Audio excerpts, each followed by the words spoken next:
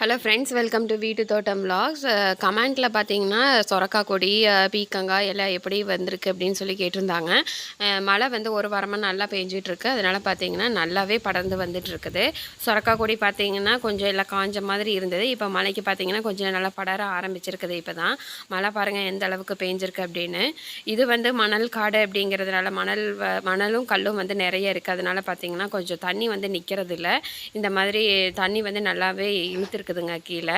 இன்றைக்கி சாயங்காலம் பார்த்தீங்கன்னா விலாக் எடுக்க ஆரம்பிச்சிருந்தேன். இன்றைக்கி நம்ம வீட்டில் கணுக்குட்டி போட்டு 4 நாள் ஆயிடுச்சு. இப்போ பார்த்தீங்கன்னா அவுத்து விட்டால் போதும் நல்லா போய் ஊட்டிக்குது அதுவே தானாகவே. ஒரு 2 நாள் பார்த்திங்கன்னா நம்ம காம்பை பிடிச்சி ஊட்டி வைக்கிற மாதிரி இருக்கும். அதுக்கப்புறம் பார்த்திங்கன்னா அதுவே வந்து ஊட்ட ஆரம்பிச்சிடும். இப்போ வந்து நம்ம அந்த கணுக்குட்டிக்கிட்ட நின்னங்காட்டி அந்த மாடு பிள்ளை வந்து ஏதோ பண்ணுறான்னு சொல்லிட்டு ஆட்டம் கட்டிக்கிட்டே இருக்குது. இப்போ வந்து நம்ம கணுக்குட்டியை வந்து அவுத்து விட்டுறலாம் பாலுக்காக. இப்போ பார்த்திங்கன்னா இந்த மாதிரி தான் ஒரு 10 நாளைக்கு பார்த்திங்கன்னா இந்த மாதிரி தான் வந்து சாணி போடும். அதுக்கப்புறம் பார்த்திங்கன்னா மேவெல்லாம் கடிக்க ஆரம்பிச்சிருச்சு அப்படின்னா ஒரு சாணி அதுக்கப்புறம் பார்த்திங்கன்னா ஒரு 10 நாளுக்கு அப்புறமா சாணி போட ஆரம்பிச்சிடும். அது வரைக்கும் பார்த்திங்கன்னா இந்த மாதிரி தான் போய்கிட்டு இருக்கோம்.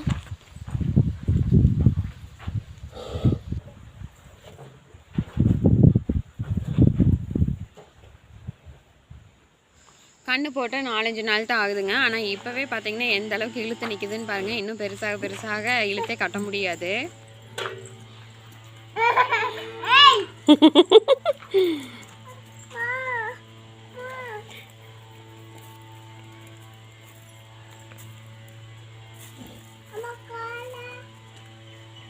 இடிக்கிறக்கு வருது உனைய, இடிக்கிறக்கு வருது.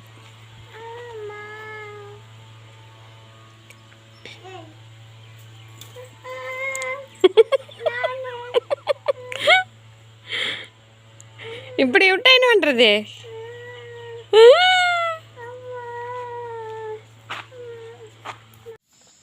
இப்போ கண்ணு போட்டு ஒரு 4 நாள் ஆகிறதுனால பார்த்தீங்கன்னா கொஞ்சம் சீக்கிரமாகவே பாலுக்காக அவுத்துட்ருந்துங்க. ஒரு 4 மணிக்கே பார்த்தீங்கன்னா அவுத்து விட்ருவோம்.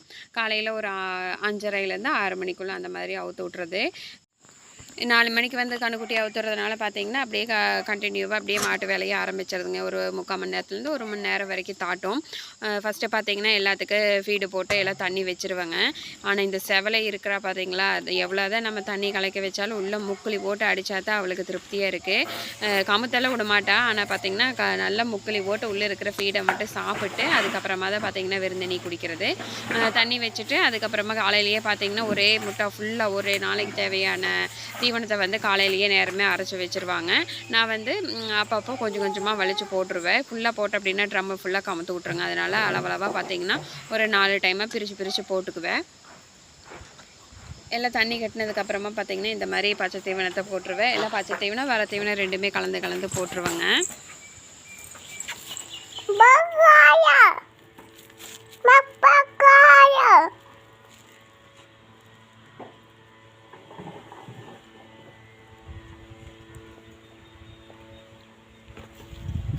அடுத்தது பார்த்திங்கன்னா நம்ம செவலையோட கன்று அதுவும் பார்த்திங்கன்னா காலைக்கன்று தான் போட்டிருக்கு. அவனுக்கும் பார்த்திங்கன்னா பருத்தி கொட்டை வச்சுருவேன். காலையில் வச்சா சாயங்காலம் வைக்க மாட்டோம். ஏதோ ஒரு நேரம் மட்டும் கொஞ்சம் நிறையா வச்சிடுறது. முக்கால்வாசி பார்த்திங்கன்னா சாயங்காலம் நேரம் தான் வைப்போம். ஏன்னா வந்து மேவு வந்து ஃபுல்லாக தின்னுக்கு இல்லைங்களா. இப்போ தான் பார்த்திங்கன்னா ஒரு தையில் போட்டது, பொங்கல் அப்போ போட்டதுங்க. அதனால இப்போ பார்த்திங்கன்னா ஒரு 2-3 மாதம் ஆயிடுச்சு. தை, மாசி, பங்குனி, சித்திரை 4 மாதம் ஆச்சு.